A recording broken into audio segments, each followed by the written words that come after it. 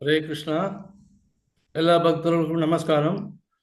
இன்று உபன்யாசம் வழங்க இருப்பவர் ஹரிகிரேஷ் சுபா மாதாஜி. இன்னைக்கு பிரபு நீங்க பண்ணீங்களா இன்னைக்கு உபன்யாசம்? Prabhuji, it is Radha Keshav Das, 27. As per the details that has been given to me by Damodar is Shubha Mataji. But anyway, No, I'll he just sent me. confirm it. நீங்க தான் எடுக்க போறீங்களா இன்னைக்கு உபன்யாசம்? I got a message, Radha Keshav Das, 27. Okay, one minute. Hare Krishna. Damodar Prabhu? Okay, please carry on, Prabhu. Hare Krishna. Thank you. நீங்க screen share And பண்ணீங்களா laptop. Prabhu? Or you want me to share the screen? Yeah, I will share. You can laptop கொஞ்சம் focus பண்ணுங்க Prabhu, please. நீங்க share பண்ணுங்க. Automatically it will be இல்ல. focused. My laptop, can you focus to the audience, please? I have logged in two systems. This I don't know, Prabhu. Vasant Prabhu, you just please carry on. I'll just get back to Mr. Vasant Prabhu and then get back to Prabhu. Let me get in touch with Vasant Prabhu. Okay? Hare Krishna. Hare Krishna, Prabhu. Hare Krishna devotees, உங்கள் அனைவருக்கும் என்னுடைய காலை வணக்கங்கள். இந்த திருப்பாவை நல்நாளில் எனக்கு ஒரு அருமையான ஒரு வாய்ப்பு கொடுத்த அனைவருக்கும் நன்றி. ஓம் அஜ்ஞான திமிராந்தஸ்ய ஞானாஞ்சன சலாகயா சக்ஷுரூன் மீலிதம் மேன தஸ்மை ஸ்ரீ குரவே நமஹ. வாஞ்சா கல்பதரூபயஸ்ச கிருபா சிந்துப்யயேவ ச பதிதானாம் பாவனேபியோ வைஷ்ணவேபியோ நமோ நமஹ. ஹரே கிருஷ்ணா கிருஷ்ண கிருஷ்ணா ஹரே ஹரே, ஹரே ராமா ராம ராமா ஹரே ஹரே. ஹரே கிருஷ்ணா பக்தர்களே, இன்னைக்கு நம்ம திருப்பாவை 27வது அத்தியாயம், அதாவது 27வது பாசுரம் நம்ம படிக்க போறோம் இப்போ. அப்ப அந்த பாசுரத்தை நான் உங்களுக்கு காண்பிக்கின்றேன். I am just sharing the document.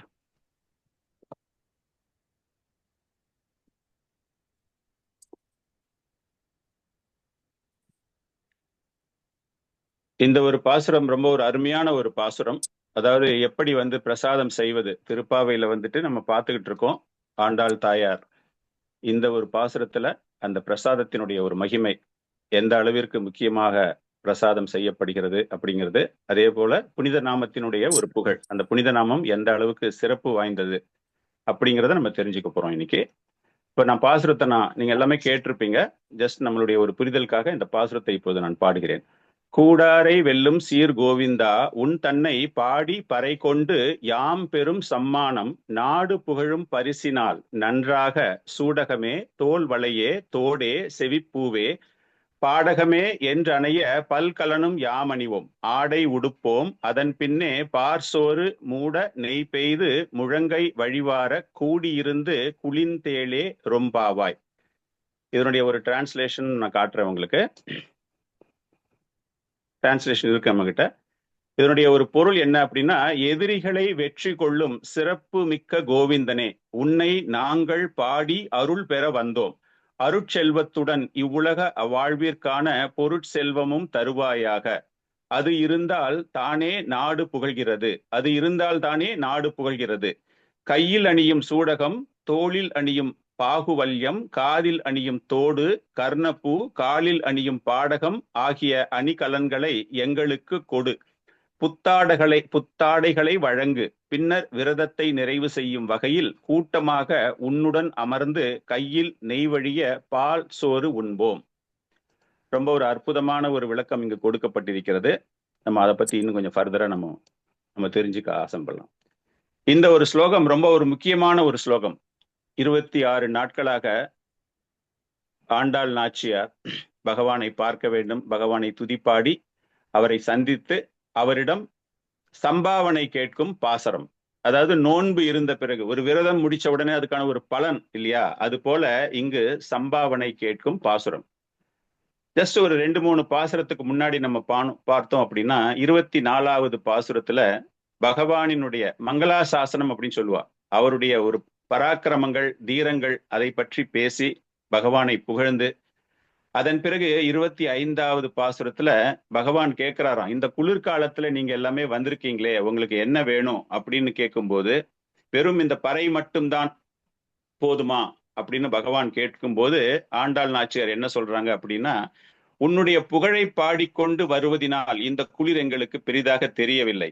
நாங்கள் பறை வேண்டும் அப்படிங்கிறதுக்காக வரல, உன்னை பார்க்க வேண்டும் அப்படிங்கிற ஒரு சாக்கு, உன்னை காண்பதற்காகத்தான் நாங்க வந்தோம். உங்களை பார்ப்பதே எங்களுக்கு ரொம்ப பெரிய ஒரு பேராக இருக்கிறது அப்படின்னு சொல்லிட்டு இதற்கு முந்தைய ஸ்லோகம் 26வது ஸ்லோகத்துல என்ன பரிசு என்ன வேண்டும் அப்படின்னு பகவான் கேட்கும்போது அவங்க ஒரு பெரிய லிஸ்ட் ஒண்ணு கொடுக்குறாங்க இல்லையா? அந்த மாதிரி அதனுடைய தொடர்ச்சியாக இப்பொழுது இந்த ஒரு ஸ்லோகத்தில் என்ன கூறப் போகிறார் அப்படிங்கிற ஒரு விஷயத்தை பார்க்கலாம். இது ரொம்ப ஒரு முக்கியமான ஒரு ஸ்லோகம். எந்த விதத்துல ஒரு முக்கியமான ஒரு ஸ்லோகம் என்றால், சாது சங்கமத்திற்கு ஏற்படக்கூடிய பலன்கள், சாது சங்கமம் இல்லாதவர்களுக்கு ஏற்படக்கூடிய விளைவுகள் அப்படின்னு சொல்லிட்டு, கூடாரை வெல்லும். கூடார் அப்படின்னா பகவான் கிருஷ்ணரோடு அவரோடு சங்கமிக்க விரும்பாதவர்கள், அவருடைய பக்தர்களோடு சங்கமிக்க விரும்பாதவர்கள், ஏத்திஸ்ட்னு சொல்லுவாங்க இல்லையா, பக்தி இல்லாதவர்கள், கடவுள் நம்பிக்கை இல்லாதவர்கள், அவர்களை பற்றி கூடாரை வெல்லுதல். இந்த பாசுரம் என்ன சொல்லுது அப்படின்னா, பின்னாடி நம்ம பார்க்க போறோம், குளிர்வதை பற்றி கூறப்படுகிறது. குளிர்வாக இனிமையாக அந்த பிரசாதத்தை எடுத்துக்கொள்ளும் போது இனிமையாக. சோ கூடார வள்ளி, கூடாரம் கூடாரை வெல்லும், கூடார வள்ளி. கூடார வள்ளி அப்படிங்கிறது ரொம்ப விசேஷமாக ஒவ்வொரு வைஷ்ணவ தலங்களிலும், குறிப்பாக ஸ்ரீ சம்பிரதாயத்திலாம் பார்த்தீங்க அப்படின்னா ரொம்ப சிறப்பாக கொண்டாடப்படக்கூடிய ஒரு நாள் இன்னைக்கு. கூடாரை வெல்லும் அப்படிங்கிறது தான் மருவி கூடார வள்ளி அப்படின்னு வந்திருக்கு. சோ இந்த கூடார் means one who is not associating, பகவானோடு அடிபணியாதவர்கள், பகவான் மீது பொறாமை கொள்பவர்கள், பகவானின் பக்தர்கள் மீது பொறாமை கொள்பவர்கள், அவர்களை எதிர்ப்பவர்கள், ஆல்மோஸ்ட் எதிரிகள். அந்த கூடார், அந்த மாதிரி சேராதவர்களை வெல்லக்கூடியவன் யாரு? பகவான். அந்த வெல்லக்கூடியவன் சீர், கூடாரை வெல்லும் சீர் அப்படின்னா அந்த மங்கள குணங்கள், கல்யாண குணங்கள் உடைய பகவான் எப்படி அவரை சீர்படுத்துகிறார், அதாவது அவர்களை எப்படி கவர்கிறார். அந்த அடிபணியாதவர்களை கூட வெல்லக்கூடிய ஆற்றல் படைத்த கல்யாண குணங்கள் உடையவனே கோவிந்தா. பகவானை கோவிந்தா, நாச்சியாருக்கு கோவிந்தா அப்படிங்கிற பெயர் ரொம்ப பிடிக்கும். இதற்கு பின்னாடி வரக்கூடிய 2 ஸ்தோத்திரங்களிலும் 2 திருப்பாவைகளிலும் பார்த்தீங்கன்னா ஆண்டாள் நாச்சியார் கோவிந்தா அப்படின்னு பகவானை புகழ் பாடுகிறார். இந்த கோவிந்தாவினுடைய பெயரினுடைய சிறப்பு, நம்ம எல்லாருக்குமே கோவிந்தா அப்படின்ன உடனே ஒரே ஒரு அர்த்தம், பொதுவாக நிறைய பேருக்கு ஒரு அர்த்தம் தெரியும், பசுக்களை பராமரிப்பவர் அப்படின்னு. ஆனால் ஆச்சாரியார்கள் ஒரு அற்புதமான ஒரு விளக்கம் என்ன தருகிறார்கள் என்றால், தசாவதாரத்தில் உள்ள ஒவ்வொரு அவதாரமுமே கோவிந்தன் என்று அழைக்கப்படுகிறது. சமஸ்கிருதத்துல கோ அப்படிங்கிற ஒரு பதத்திற்கு பல்வேறு வகையான விளக்கங்கள் தரப்படுகின்றன. ஒரு விளக்கம், கோ அப்படின்னா வேதங்கள். மத்ஸ்ய அவதாரத்தில் பகவான் வேதங்களை காப்பாற்றியதினால், சத்தியவிரத முனி அந்த மீன் அந்த லீலை நம்ம எல்லாருக்குமே தெரியும். அதனால வேதங்களை காத்ததினால் அவர் கோவிந்தன் என்று அழைக்கப்படுகிறார். அதுக்கப்புறமா கூர்ம அவதாரம், மலை ஹில், அந்த மலைக்கும் கோ என்று பெயர். ஆமையாக திருப்பார்கடலில் மந்தார மலையை தன் முதுகில் சுமந்து, அந்த அவதாரத்துல அந்த லீலையை பத்தி பார்க்கும்போது தேவர்களுக்கும் அசுரர்களுக்கும் தேவர்களை காப்பாற்ற வேண்டும் அப்படிங்கிற அந்த ஒரு லீலையில அவர் அந்த மலையை காத்ததினால், மலை மூலமாக தேவர்களை காத்ததினால் அவர் கோவிந்தன் என்று அழைக்கப்படுகிறார். கூர்மமூர்த்தி, வராகமூர்த்தி. காரணம், கோ அப்படின்னா பூமிக்கு ஒரு பெயர் கோ. அந்த பூமி, வராக அவதாரத்தில் பூமி, நீரில் மூழ்கி கிடந்த பூமியை எடுத்து காப்பாற்றுகிறார் கோவிந்தன். கோ அப்படின்னா துதிகளுக்கும் பெயர். நம்ம பிரார்த்தனை பண்றோம் இல்லையா பகவான் முன்னாடி போய், அந்த மாதிரி துதிகளுக்கும் கோ என்று பெயர். பிரகலாத மகராஜன் நரசிங்கதேவ பகவானை பார்த்து துதித்து பாடுகிறார். எப்பொழுதுமே அவர் அந்த கீர்த்தனம், அந்த ஸ்மரணம், அந்த துதிப்பாடல்கள் பாடிக்கொண்டிருப்பதினால் நரசிங்கதேவ அவதாரம் அந்த பிரகலாதன், அவருக்கும் கோவிந்தன் என்று பெயர். அதன் பிறகு பரசுராமன், கோ, பூமியை காப்பாற்றுகிறார். எப்படி அந்த சத்திரியர்கள் அதர்மவாதிகள் அவர்களை காப்பாற்றுவதினால், அந்த பூமியை காத்ததினால் அந்த பரசுராம அவதாரத்தில் அவரும் கோவிந்தன் என்று அழைக்கப்படலாம். அடுத்தது சக்கரவர்த்தி திருமகனாக ராமச்சந்திர பகவான் இந்த பூமியையே ஆண்டதினால் அவருக்கும் கோவிந்தன் என்று பெயர். பூமி கோ தெரிஞ்சு போச்சு நமக்கு. பலராமர் தன்னுடைய கலப்பையை வைத்துக் கொண்டு பூமியை பிளந்து பூமியை உழுததினால் அவரும் கோவிந்தன் என்று அழைக்கப்படுகிறார். அதன் பிறகு நம்ம எல்லாருக்குமே தெரிந்த கோ, பசு. பசுவை பராமரித்து பசுவை பாதுகாத்து பசுவிடம் தன்னுடைய அன்பை கொடுத்து பசுக்களை பாதுகாத்ததினால் பகவான் கிருஷ்ணர் கோவிந்தன். இவ்வளவு சொல்லிட்டீங்களே பிரபு, இன்னும் கல்கி அவதாரம் மாத்திரம் தானே பாக்கி, அப்ப அவரும் கோவிந்தனா அப்படின்னா அவரும் கோவிந்தன் தான். கல்கி அவதாரம் எதற்காக எடுக்கப்படுகிறது? அதர்மங்கள் தலை தூக்க போகின்றன, எல்லாத்தையுமே சரியான ஒரு தர்ம பாதையில் நிலைநிறுத்த வேண்டும். கல்கி அவதாரத்தில் பகவான் அந்த செயலை செய்ய இருக்கிறார். எனவே அவரும் கோவிந்தன். சோ கூடாரை வெல்லும் சீர் கோவிந்தா, அப்படிப்பட்ட புகழ்வாய்ந்த கோவிந்தா, உன் தனை பாடி பறை கொண்டு யாம் பெரும் சம்மானம். பறையை பரிசாக வாங்கியாச்சு ஆல்ரெடி. இதுக்கப்புறம் வேற எப்படி இருக்கணும், மற்றவை எப்படி இருக்க வேண்டும், என்ன மாதிரி பரிசு வாங்கணும் என்றால், நாடு புகழும் சன்மானங்கள், நாடு புகழும் பரிசினால் நாடு புகழ வேண்டும். எதற்காக நாடு புகழ வேண்டும்? இவங்க எல்லாருமே பகவான் கிருஷ்ணரிடம் பக்தியை செலுத்தும் போது பெற்றோர்கள், அந்த ஊர்ல இருக்கிறவங்க எல்லாருமே அவங்களை ரொம்ப கிண்டல் பண்றாங்க, ரொம்ப ஒரு கண்டிப்பாக வளர்க்கிறார்கள். அவங்களுக்கு அந்த அளவுக்கு ஒரு ஃப்ரீடம் கொடுக்கல. அப்படின்னா இந்த பரிசு கொடுப்பதின் மூலமாக அவமானப்பட்ட நிலையில் இருக்கக்கூடிய நாங்கள் எப்படி அவர்கள் முன்னால் புகழப் போகிறோம், புகழப்படுவார்கள். அந்த பரிசு அந்த மாதிரி இருக்க வேண்டும். எப்படி இருக்க வேண்டும்? நன்றாக, சிறப்பாக இருக்க வேண்டும்.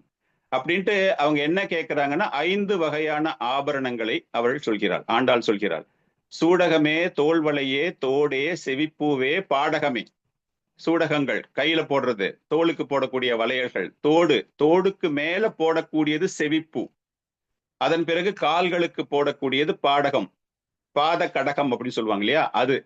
இது எல்லாமே நாங்க போட்டுக்கணும். என்று அணைய பல்கலனும், இது போன்ற ஆபரணங்களை நாங்கள் அணிந்து, பல வகை அணிகலன்கள் பல்கலனும் யாம் அணிவோம், பிரசாதமாக உன்னிடத்திலிருந்து பெற்று நாங்கள் அதனை அணிவோம். ஆடை உடுப்போம், பிரசாதமாக அந்த ஆடையை உடுப்போம். இதை நல்லா பாத்தீங்கன்னா மாதாஜிஸ் எல்லார்ட்டும் ஒரு கேள்வி. நம்ம மாதாஜிஸ் பொதுவாக பெண்கள் என்ன பண்ணுவாங்க அப்படின்னா, குளிச்சுட்டு வந்த உடனே முதல்ல புடவை கட்டுவார்கள். ஆனால் இங்கு நாச்சியார் என்ன சொல்றாங்க அப்படின்னா, முதல்ல அணிகலன்கள் அதெல்லாமே போட்டுட்டு அதுக்கப்புறமா ஆடை அணிவோம். சோ அந்த ஒரு மாற்றம் தெரிகிறது இந்த இடத்துல. எதற்காக இந்த மாற்றம் தெரிகிறது அப்படின்னா, ஆச்சாரியர்களுடைய ஒரு விளக்கம் என்னன்னா, பரவசம். சைத்தன்ய மகாபிரபுவை பத்தி நம்ம எல்லாருக்குமே தெரியும், ரொம்ப விரைவில் பரவசம் அடையக்கூடியவர். இங்க சாக்ஷாத் பகவான் எல்லாரும் முன்னாடியும் உட்கார்ந்துட்டு இருக்கார். உட்கார்ந்துட்டு கேட்கும்போது அந்த பரவசத்துல எதை முதல்ல கேட்கறது, எதை அப்புறம் கேட்கறது அப்படின்னு ஆண்டாள் நாச்சியாருக்கு ஒரு சின்ன குழப்பம் ஏற்பட்டு விடுகிறது. அந்த பதட்டத்தில் அவள் கேட்கிறாள், எனக்கு எல்லாமே வேணும் வேணும் அப்படின்னு சொல்லிட்டு. அதன் பின்னே பார்சோறு அப்படின்னா அக்கார வடிசல். நம்ம கேள்விப்பட்டிருக்கோம் இல்லையா, பொங்கல் செய்வோம் இல்லையா, சக்கரை பொங்கல் சொல்லுவோம் இல்லையா, சர்க்கரை கிடையாது இங்கு பால் சோறு. அப்படிங்கும்போது அந்த பால் சோறு எப்படி இருக்க வேண்டும் என்றால், மூட நெய்து, கம்ப்ளீட்டா நெய், அந்த அரிசி தெரியக்கூடாதான் அந்த பாத்திரத்துல. அந்த வெல்லம் போட்டது, ஜாகரின்னு சொல்லுவோம் இல்லையா, அந்த வெல்லம் போட்டு, நாட் சர்க்கரை பொங்கல், நம்ம சர்க்கரை பொங்கல்னு சொல்றோம் நம்ம. அந்த பால், அந்த அன்னத்தில், அந்த அரிசியில் நெய் போட்டு, அது பாக்குறதுக்கு வெறும் நெய் மாதிரி தான் இருக்கும். நம்ம வீட்டுல எல்லாம் சக்கரை பொங்கல் பண்ணோம் அப்படின்னா வெறும் ரைஸ் தான் நம்ம கண்ணு முன்னாடி தெரியும். நெய் சாஸ்திரத்துக்கு ஒரே ஒரு ஸ்பூன் போடுவோம். ஆனா இங்க ஆண்டாள் நாச்சியார் என்ன சொல்றான்னா, மூட நெய் பெய்து,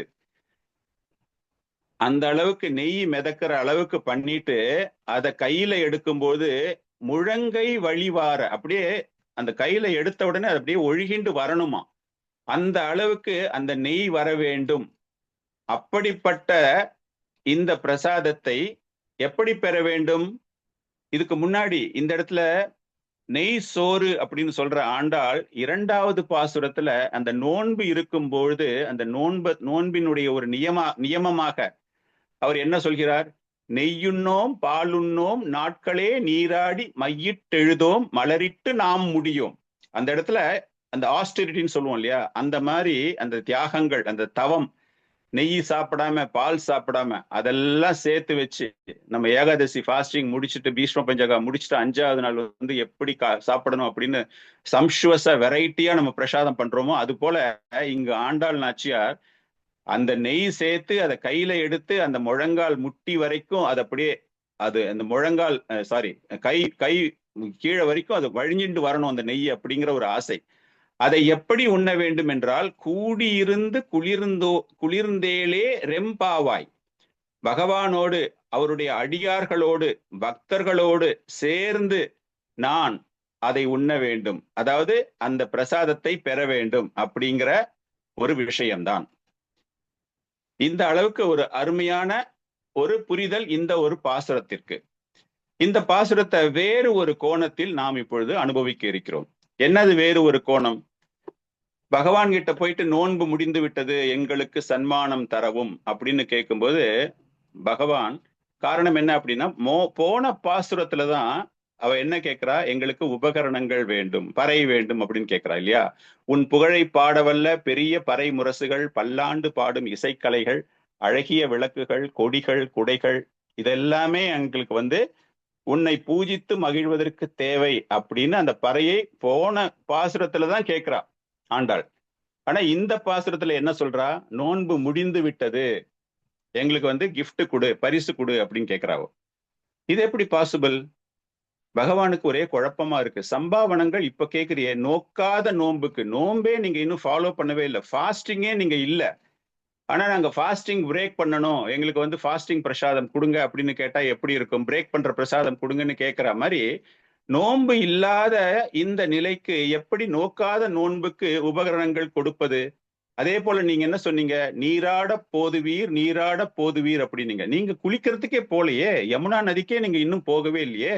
என் முன்னாடி நின்றுகிட்டு இருக்கீங்க, நந்தகுமாரனுடைய மாளிகைக்கு முன்னாடி நீங்க நின்றுகிட்டு இருக்கீங்க, நோன்பு முடிஞ்சு போயிடுச்சு அப்படின்னு சொல்றீங்களே, இதை எப்படி புரிஞ்சுக்கிறது? எனக்கு ஒண்ணுமே புரியலையே அப்படின்னு பகவான் கேட்கும்போது ஆண்டாள் சிரித்து கொண்டே செல்கிறார். கிருஷ்ணா, உனக்கு இதெல்லாம் ஒண்ணுமே தெரியாது. காரணம் என்ன அப்படின்னா, எங்களை இந்த கிராமத்துல உள்ள முதியவர்கள் எல்லாரும் என்ன பண்ணிட்டாங்கன்னா, எங்களை எல்லாம் ரூம்ல அடைச்சு வச்சுட்டாங்க. எங்களால வெளியே எந்த வசதியா அவ்வளவு விரைவாக எங்களால வரவே முடியாது. அதனால அவங்க கிட்ட இருந்து வெளியே வரணும் அப்படிங்கிறதுக்காக உன்னை பார்க்காத பிரிவில் நாங்கள் தவித்து கொண்டிருக்கிறோம். அதனால அங்கிருந்து நாங்க வரணும் அப்படிங்கிறதுக்காக இந்த நோன்பு அப்படின்னு ஒரு செட்டப் ஒண்ணு பண்ணிட்டு இதன் மூலமாக வெளியே வரலான்ட்டு நாங்க வந்திருக்கோம், அவ்வளவுதான். அதே போல நீராட போதுவீர், நீராட போதுவீர் நீ சொல்றிய, நாங்க என்ன உண்மையா யமுனால போய் குளிக்கிறதுக்கு வந்தோம்னு நினைச்சுக்கிட்டு இருக்க? அதுக்காக நாங்க வரவே இல்லை. நாங்கள் உன்னுடைய குணத்தில் நீராட வந்தோம். இந்த 26 நாட்களும் நாங்கள் உன்னுடைய குணத்தில் மூழ்கி, அதுதான் எங்களுக்கு உண்மையான குளியல், அதுதான் எங்களுக்கு உண்மையான நீராடுதல். நோன்பு அப்படின்னு நம்ம சொல்றோமே, அந்த நோன்பு அப்படின்னா என்ன நினைச்ச நீ? எல்லாருமாலையும் 30 நாள் நாங்க விரதம் இருப்போம், ராத்திரி மத்திரம் சாப்பிடுவோம், பகல் முழுக்க நாங்க சாப்பிட மாட்டோம், உடம்பெல்லாம் அழகு குத்திக்கிட்டு நாங்க எல்லா இடத்துலயும் போவோம், நெருப்புல நடப்போம் அப்படின்னு நினைச்ச அந்த மாதிரி நோன்புன்னு நினைச்சியா? இது அந்த மாதிரி நோன்பு கிடையாது. உன்னை பல்லாண்டு பாடுவதுதான் எங்களுடைய நோன்பு. காரணம், மற்ற நோன்புகள் எல்லாமே பௌதீக ரீதியாக பார்க்கக்கூடிய நோன்புகள். பௌதீகம், அதாவது ஜட இயற்கையினுடைய சந்தோஷத்திற்காக நம்ம சொல்லுவோம் இல்லையா, தர்ம அர்த்த காம, மோட்சத்தை பத்தி கவலைப்படவே மாட்டாங்க. தர்ம அர்த்த காமத்திற்காக பல்வேறு வகையான நோன்புகள் இருப்பது வழக்கம். அதுதான் ரிஷபதேவர் பாகவதத்தில் கூப்பிடுகிறார். 5வது ஸ்கந்தம் 5வது அத்தியாயம் 1 ஸ்லோகம், ரொம்ப அற்புதமான ஒரு ஸ்லோகம்.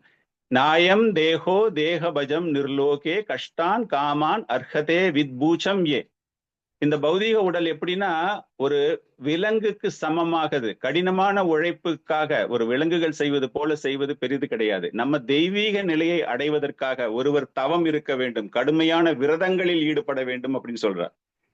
இந்த இடத்துல நாச்சியார் சொல்லக்கூடிய அந்த நோன்பு என்பது பல்லாண்டு பாடுவதுதான். பரீட்சத் மகாராஜா, அதாவது பிரகலாத் மகாராஜா, தப்போ திவ்யம் புத்திராக்க ஏன சத்துவம், பிரகலாத மகாராஜர் அந்த குருகுலத்துல இருந்து வரும்போது அவருடைய தகப்பனார் கேட்கிறார், ஹிரண்யகசிப்பு, நீ கற்றதிலேயே சிறந்த கல்வி என்னவென்று கூர் அப்படிங்கும்போதுதான் அந்த அற்புதமான ஒரு ஸ்லோகம் சொல்கிறார். சவணம் கீர்த்தனம் விஷ்ணு ஸ்மரணம் பாத சேவனம்.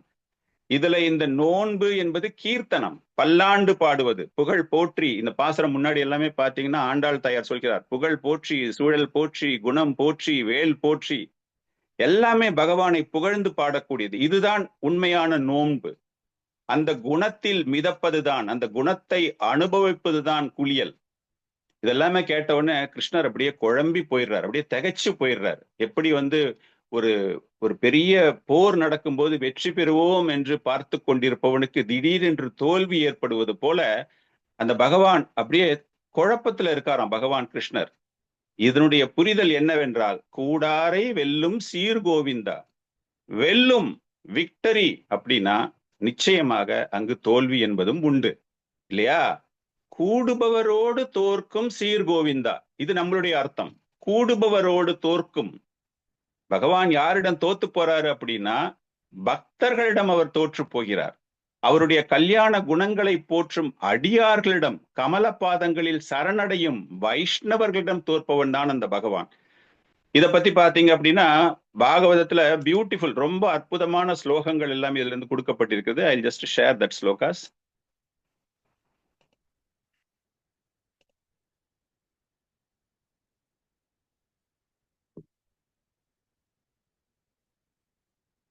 One minute.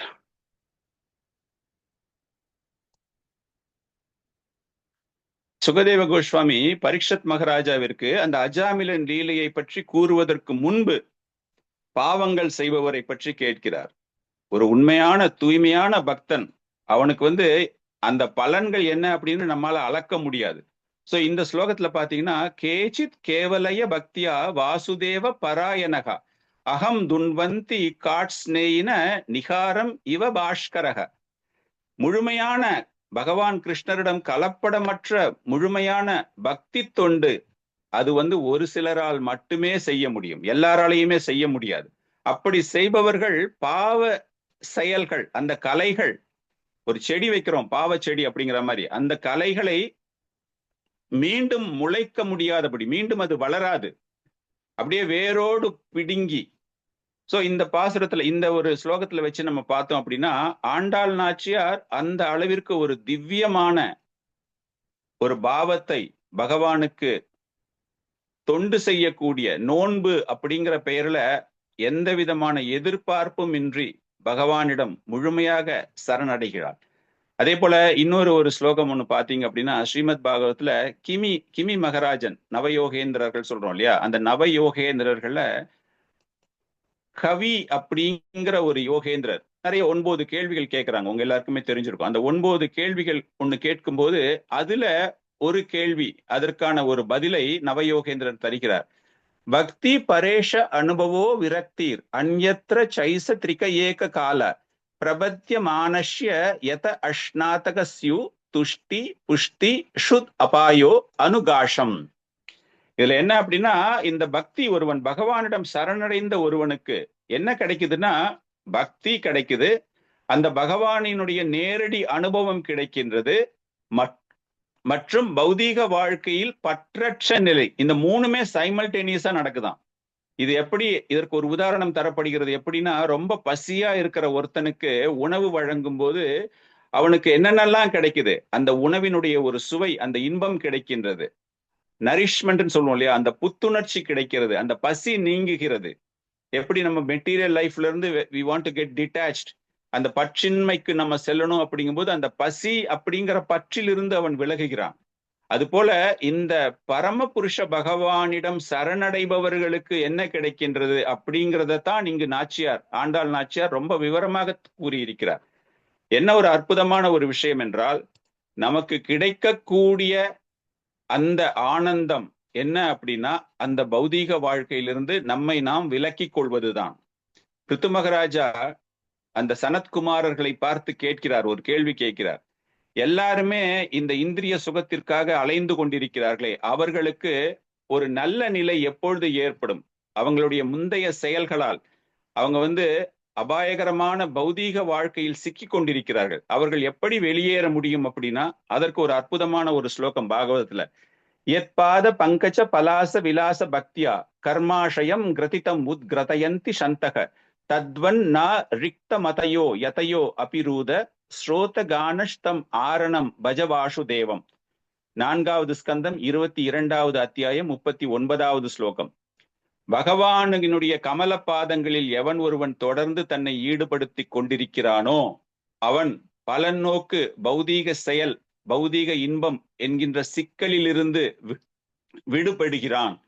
இது பக்தர் அல்லாதவர்களுக்கோ அல்லது ஞானிகளுக்கோ அல்லது யோகிகளுக்கோ அவ்வளவு எளிதாக இது கிடைப்பது கிடையாது. அவர்கள் இந்திரிய சுகத்தை தடுப்பதற்காக எவ்வளவோ பாடுபட்டாலும் கூட அந்த கமலப்பாதங்களுக்கு பக்தி தொண்டு எவன் ஒருவன் செய்யவில்லையோ, அந்த ஆன்மீக சேவகம், பகவான் கிருஷ்ணருடைய ஆன்மீக சேவகத்தில் எவன் ஒருவன் தன்னை ஈடுபடுத்தி கொள்ளவில்லையோ, அந்த வாசுதேவனின் மகனான பகவான் கிருஷ்ணருக்கு சேவகம் செய்யவில்லையோ, அவர்களால் நிச்சயமாக இந்த நிலையை அடைய முடியாது. சோ நம்முடைய ஒரு பிரதானமான செயல் இந்த ஜீவராசிகள் 84 லட்சம் வகையான ஜீவராசிகளில் இந்த மனித ஜீவராசிகள் என்பது ஜன்ம மிருத்யு ஜரா வியாதி இந்த சுழற்சியிலிருந்து நாம் எப்படி மீள்கின்றோம் அப்படிங்கிற ஒரு விஷயம்தான். அதை ஆண்டாள் நாச்சியார் இந்த 26 நாட்களாக பகவானை சேவிக்க வேண்டும், பகவானை பார்க்க வேண்டும் அப்படிங்கிறதுக்காக ஊரார் அனைவரையும் எதிர்த்து, உறவினர் அனைவரையும் எதிர்த்து நோன்பு என்கிற பெயரில் அவர் இது போல அந்த பகவானிடம் பரிசை கேட்கிறார். நாம் கேட்கக்கூடிய பரிசு இது போன்று தொடர்ந்து இந்த ஆன்மீக சேவகத்தில் நாம் நம்மை ஈடுபடுத்தி கொண்டு அவரிடம் நாம் கேட்க வேண்டிய ஒரு பரிசு கிருஷ்ண பிரேமை. அதுதான் இந்த ஒரு ஸ்லோகத்தினுடைய புரிதல். எனக்கு கொடுத்த இந்த நேரத்தில் என்னால் முடிந்த அளவு உங்களுக்கு இந்த விளக்கத்தை கொடுத்திருக்கிறேன். மிக்க மிக்க நன்றி. இந்த நல்ல நேரத்தில் நான் பரமேஸ்வர் பிரபு அவர்களுக்கும், லலிதா மாதாஜி, தாமோதர் திவ்ய ரூப பிரபு மற்றும் பெங்களூரில் உள்ள புவனேஸ்வரி மாதாஜி அவர்கள் அனைவருக்கும் என்னுடைய மனமார்ந்த நன்றியை தெரிவித்துக் கொள்கிறேன். நான் கூறிய கருத்துக்களில் ஏதேனும் தவறு பிழை, நீங்க எல்லாருமே நிறைய விஷயங்கள் தெரிஞ்சவங்க, ஏதேனும் தவறு இருந்தால் என்னை மன்னித்தருள வேண்டும் அப்படின்னு கேட்டுட்டு இந்த நல்ல வாய்ப்புக்கு உங்கள் அனைவருக்கும் நன்றி செலுத்துகிறேன். ஹரே கிருஷ்ணா. நீங்க ஏதாச்சும் பாயிண்ட்ஸ் ஆட் பண்ணணும், ஏதாச்சும் டவுட்ஸ்? சுரேஷ் பிரபு அவங்க ஹரே கிருஷ்ணா பிரபு, நீங்க டிஸ்ப்ளே பண்ணி பாஸ்வேர்ட் சில மாதாஜி படிக்கட்டும். Okay, I show the display. Hare Krishna. ரொம்ப திருப்தியா இருந்தது பிரபுஜி, ரொம்ப நல்லா இருந்தது. மாதாஜி பாசனம் படிங்க, அதுக்கப்புறம் உங்களுடைய கருத்துக்களை சொல்லுங்க. ஹரே கிருஷ்ணா. மீனாட்சி மாதாஜி பாசனம் படிங்க, அதுக்கப்புறம் கருத்துக்களை சொல்லுங்க ப்ளீஸ். கூடாரை வெல்லம் சீர் கோவிந்தாவுன் கூடாரை வெல்லும் சீர் கோவிந்தா உன்னை பாடி பறை கொண்டு யாம் பெரும் சம்மானம் நாடு புகழும் பரிசினால் நன்றாக சுடகமே தோள்வளையே தோடே செவி பூவே பாடகமே என்றனைய பல்கலனும் யாமணிவோம் ஆடையுடுப்போம் அதன் பின்னே பாச்சோறு மூட நெய் பெய்து முழங்கை வழிவார மூட நெய் பெய்து முழங்கை வழிவார கூடி இருந்து குளிர்ந்தேலோரெம்பாய் கூடி இருந்து குளிர்ந்தேலோரெம்பாய் ஆண்டாள் திருவடிகளே சரணம். எனக்கு இந்த வாய்ப்பளித்த அனைவருக்கும் நன்றி. மிக்க நன்றி மாதாஜி. பக்தர்களை கருத்துக்களை தெரிவிக்கலாம், ஒரு நிமிஷம் இருக்கு. ஹரே கிருஷ்ணா. ஹரே கிருஷ்ணா பிரபுஜி, மிக அருமையா இருந்தது பிரபுஜி உங்களுடைய பிரவேசம், நிறைய விஷயங்கள் சொன்னீங்க. ஹரே கிருஷ்ணா பிரபு. ஹரே கிருஷ்ணா. ஹரே கிருஷ்ணா. நன்றாக இருந்தது பிரபுஜி. ஹரே கிருஷ்ணா பிரபுஜி. ஹரே கிருஷ்ணா பிரபுஜி. ஹரே கிருஷ்ணா மாதாஜி. ஹரே கிருஷ்ணா பிரபுஜி. கோவிந்தாக்கு இவ்வளவு அர்த்தம் இருக்குங்கிறது இப்பதான் புரிஞ்சுட்டோம் பிரபுஜி. ஆமா பிரபுஜி, அதுதான் சொல்ல ஹரே வந்தேன். கிருஷ்ணா. ரொம்ப ஹரே நல்லா கிருஷ்ணா. சொன்னீங்க பிரபுஜி, சூப்பரா இருந்தது பிரபுஜி, ரொம்ப நல்லா சொன்னீங்க. ஹரே கிருஷ்ணா. ரொம்ப சூப்பரா ரொம்ப இருந்தது. தெளிவா இருந்தது பிரபு. ஹரே கிருஷ்ணா. ஹரே கிருஷ்ணா மாதாஜி. ஹரே கிருஷ்ணா. ஹரே கிருஷ்ணா பிரபுஜி. அந்த கோவிந்தன் மீனிங் ரொம்ப நல்லா சொன்னீங்க பிரபு, எல்லாத்துக்கும் சேர்த்து ரொம்ப நல்லா. ஹரே கிருஷ்ணா. ஹரே கிருஷ்ணா. நன்றி பிரபு, ரொம்ப நல்லா இருந்தது பிரபு. தேங்க்யூ பிரபு. ஹரே கிருஷ்ணா. ஹரே கிருஷ்ணா பிரபு. தண்டவத் பிரணாமம் பிரபு. நல்லா கிளியரா எக்ஸ்பிளைன் பண்ணது ரொம்ப நல்லா இருந்தது. தேங்க்யூ பிரபுஜி, ரொம்ப நல்லா இருந்தது பிரபுஜி. ஹரே கிருஷ்ணா. ஓகே, நேரம் முடிய போகிறது. எல்லா பக்தர்களுக்கும் மிக்க நன்றி. ராதா கேசவதாஸ் பிரபு, மிக்க நன்றி பிரபு. தண்டவத் பிரணாமம் Prabhu. Hare Krishna. Thank you. Recording stop Hare பண்ணிடுறேன். கிருஷ்ணா. எல்லாரும் இந்த குரூப்ல இருந்து எக்ஸிட் ஆயிடுங்க. நீங்க வந்து மெயின் ரூமுக்கு வரலாம். ஹரே கிருஷ்ணா. மிக்க நன்றி once again.